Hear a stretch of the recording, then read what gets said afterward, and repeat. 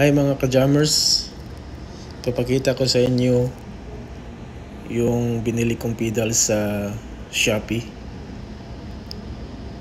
So ito yung mga basic na mga pedals na dapat nyong bilhin kung gusto nyo magkaroon ng analog pedals. So ito yung 6 na pedals na binili ko. First is yung tuner.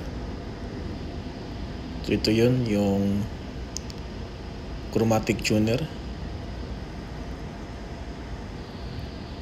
Next is the vintage overdrive. So kung gusto nyo magkaroon ng sounds like Steve Ray Vaughan, pwede nyo bilhin to from Juyo.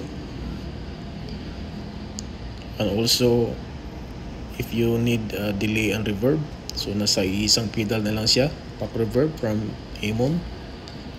And the Juyo American sound, this is like overdrive pa rin, parang Fender Stratocaster yung sound niya. Pwede mong ma-emulate sa pedal na to.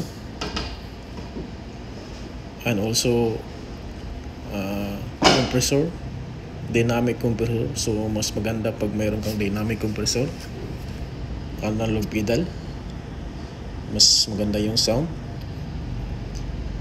And also bumili rin ako ng additional yung analog pedal. So ito yun guys. So compared to Boss, mas mura siya, at saka maganda din yung tunog from Juyo rin. So sa mga may balak bumili ng mga analog pedals dyan, pwede nyong kopyahin to. So parang kompleto na yung tunog mo pag mayroon kang ganitong mga pedals. So ipapakita ko sa inyo yung actual na items na na-receive ko. Abangan nyo guys yung demo ng mga pedals na to on my next video.